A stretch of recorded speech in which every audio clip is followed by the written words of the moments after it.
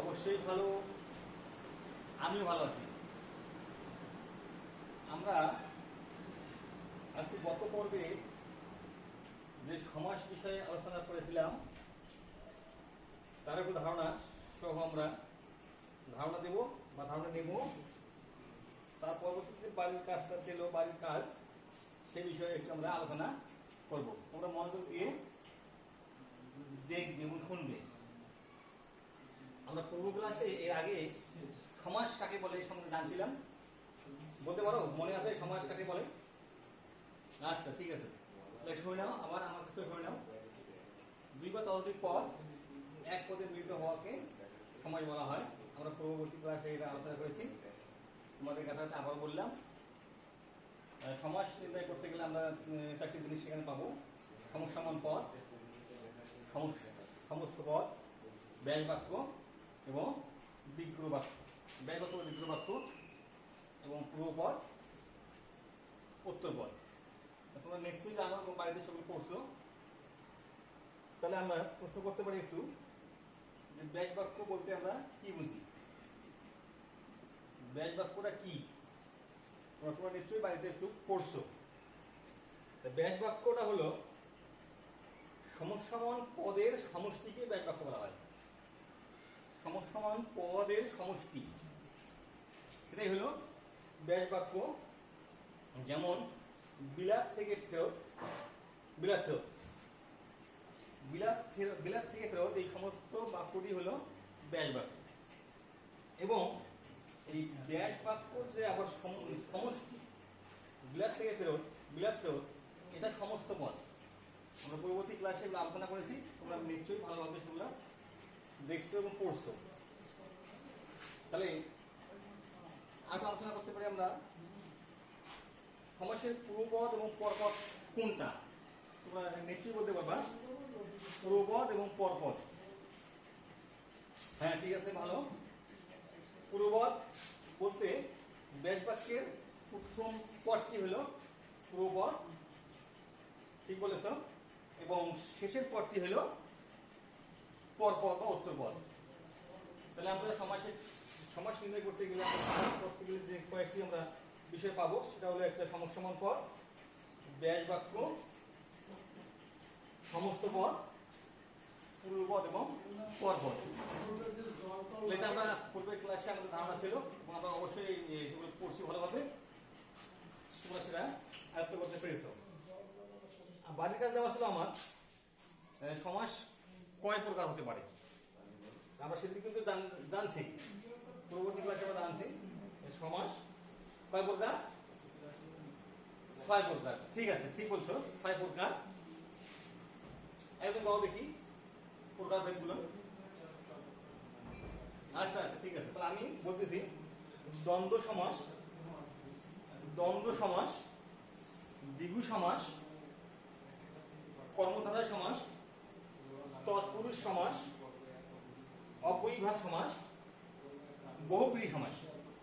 ঠিক আছে, আমার সঙ্গে তোমরা মিল করে নাও। সমাস 6 প্রকার।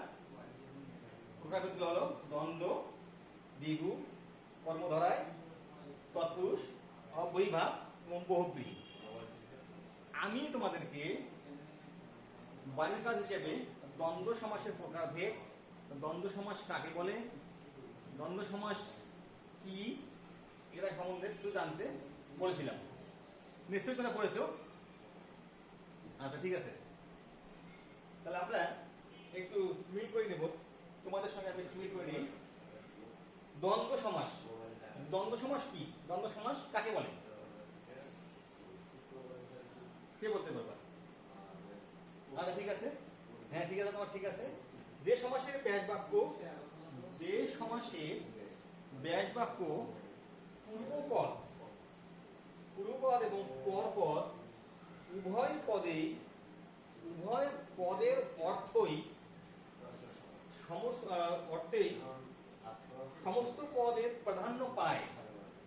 ভালো করে শোনো, যে সমাসের ব্যাস বাক্য পূর্বপদ এবং পরপদ উভয় পদের অর্থই সমস্ত পদের প্রাধান্য পায়, তাকে দ্বন্দ্ব সমাস বলা হয়।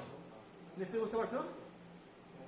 হ্যাঁ, যেমন আই ওবে, যেমন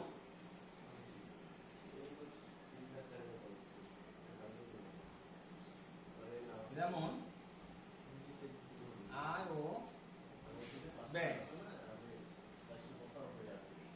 আই বে, আই বে লাভ ও লোকসান, লাভ ও লোকসান, লাভ লোকসান। আমরা সঙ্গে কি পেলাম? যে সমাসের ব্যাপক পূর্বপদ, পূর্বপদ এবং পরপদ উভয় পদের অর্থই সমস্ত পদে প্রাধান্য পাবে, সেটাই হলো দ্বন্দ্ব সমাস। তাহলে আমরা বুঝলাম আয় ব্যয়, লাভ ও লোকসান, লাভ লোকসান।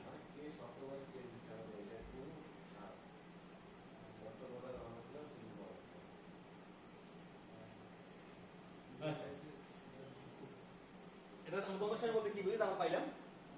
দ্বন্দ্ব সমাসের বৈশিষ্ট্য সম্পর্কে তোমরা কি বলতে পারো? দ্বন্দ্ব সমাসের বৈশিষ্ট্য, দ্বন্দ্ব সমাসের বৈশিষ্ট্য, হ্যাঁ ঠিক আছে, আমার সঙ্গে তুমি মেনে তোমরা। দ্বন্দ্ব কথাটির অর্থ জোড়া। দ্বন্দ্ব কথাটির অর্থ কি? দ্বন্দ্ব কথাটির অর্থ হলো জোড়া বা দুইজনের দ্বারা সম্পূর্ণ হয়। দ্বন্দ্ব মানে জোড়া বা দুইজনের দ্বারা সম্পূর্ণ হয়, দ্বন্দ্ব সমাসের বৈশিষ্ট্য। ভালো করে মনে রাখবা। সমস্ত পদটির মাঝখানে হাইফেন থাকবে, সমস্ত পদটির মাঝখানে হাইফেন থাকবে। সমস্ত পদটির মাঝখানে হাইফেন থাকবে। উভয় পদের অর্থই প্রধান রূপে প্রকাশ পায়। পূর্বপদ এবং পরপদের উভয় পদের অর্থই প্রাধান্য পায়, প্রধান রূপে প্রকাশ পায়। 4 নম্বর একটা বৈশিষ্ট্য হতে পারে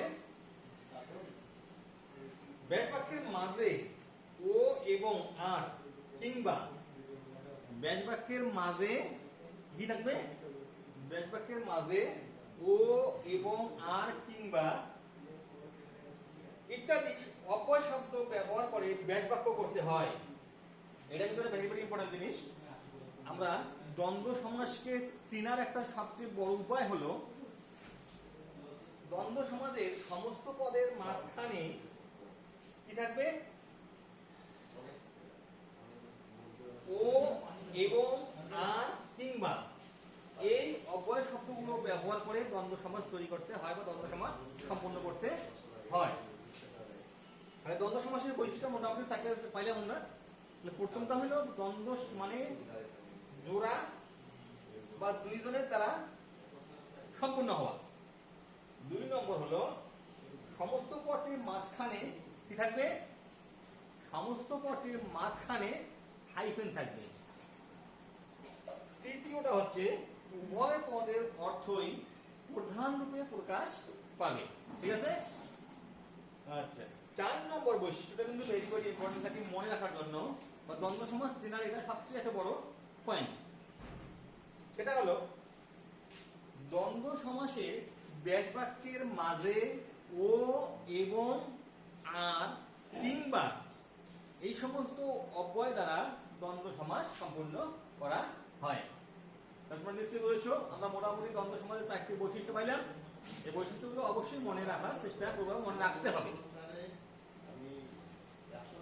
দ্বন্দ্ব সমাস নির্ণয়ের কৌশল, কিভাবে আমরা দ্বন্দ্ব সমাস নির্ণয় করতে পারি, একটু মনোযোগ দিয়ে শোনো, মনোযোগ দিয়ে দেখো বোর্ডের মধ্যে। দ্বন্দ্ব সমাস জোড়া প্রকৃতির হয়। দ্বন্দ্ব সমাস কি হয়?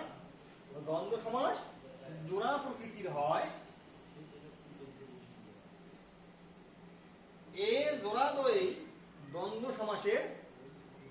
সমাসের অন্যতম পরিচয়ক, মানে জোড়া শব্দ। 2 নম্বর, এ সমাস পূর্বপদ এবং পরপদ, এ সমাসে পূর্বপদ ও পরপদ একই বিভক্তিযুক্ত হয়ে থাকে। এ সমাসে কি হয়? এ সমাসে পূর্বপদ এবং পরপদ একই বিভক্তিযুক্ত থাকে এবং সমস্ত পদে উভয় পদের প্রাধান্য লক্ষ্য করা যায়। ঠিক আছে, একটু বড় বিশ্লেষণটা একটু মনোযোগ দিতে শুনবা। 3 নম্বরে পূর্বপদ এবং পরপদ বিশেষ্য হতে পারে। পূর্বপদ এবং পরপদ কি হতে পারে? বিশেষ্য হতে পারে। যেমন আমজাম, আমজাম, আমজাম। 4 নম্বর পূর্বপদ ও পরপদ বিশেষণ হতে পারে। পূর্বপদ ও পরপদ বিশেষ্য হতে পারে এবং পূর্বপদ ও পরপদ বিশেষণ হতে পারে। যেমন ভালো মন্দ, ভালো ও মন্দ, ভালো মন্দ। 5 নম্বরে বলছে, একটু আমরা দেখো, পূর্বপদ ও পরপদ উভয় ক্রিয়া বিশেষ্য হতে পারে। পূর্বপদ এবং পরপদ উভয় ক্রিয়া বিশেষ্য হতে পারে। যেমন দেখা ও শোনা, দেখা ক্রিয়াপদ, শোনা ক্রিয়াপদ। বলছে পূর্বপদ এবং পরপদ উভয়ই ক্রিয়া বিশেষ্য হতে পারে। 6 নম্বরে আমরা একটা পদে ক্রিয়াপদ হতে পারে, দ্বন্দ্ব সমাস ক্রিয়াপদ হতে পারে। তাহলে আমরা দ্বন্দ্ব সমাস বলতে কি বুঝো তা জানলাম। দ্বন্দ্ব সমাসের বৈশিষ্ট্য সম্বন্ধে আমরা একটু জানলাম। দ্বন্দ্ব সমাসের নির্ণয়ের কৌশল জানলাম।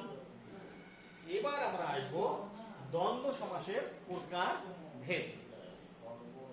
দ্বন্দ্ব সমাস কয় প্রকার হতে পারে? দ্বন্দ্ব সমাস আমরা নির্দিষ্টভাবে বলবো না, দ্বন্দ্ব সমাস কয়েক প্রকারের হতে পারে।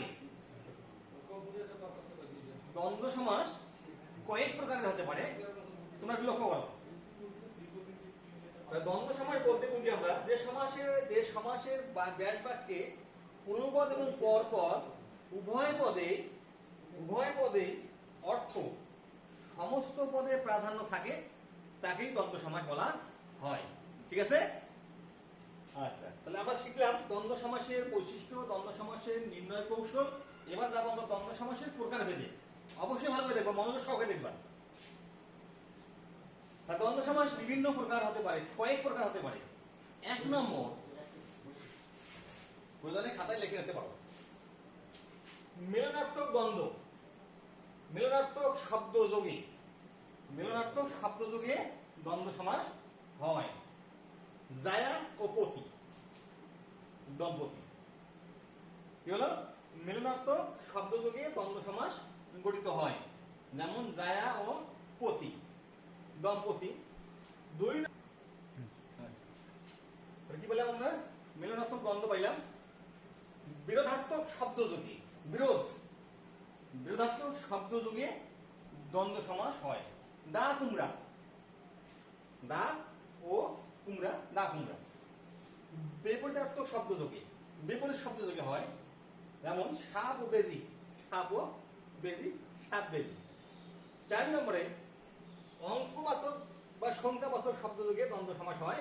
যেমন 9 ও 6। ঠিক আছে। 5 নম্বরে অঙ্গবাচক। 4 নম্বর গেল অঙ্কবাচক, 5 নম্বর হলো অঙ্গবাচক শব্দযোগে চোখ ও কান, চোখ কান। 6 নম্বরে সমার্থক শব্দযোগে, সমার্থক শব্দযোগে হাট ও বাজার, হাট বাজার। রাজা ও বাদশাহ, রাজা বাদশাহ। 7 নম্বরে দুটি সমার্থক শব্দযোগে, সমার্থক শব্দ জানো তো? হ্যাঁ, দুটি সমার্থক শব্দযোগে যা তা, যা ও তা, যা তা, যে সে ইত্যাদি, যে ও সে।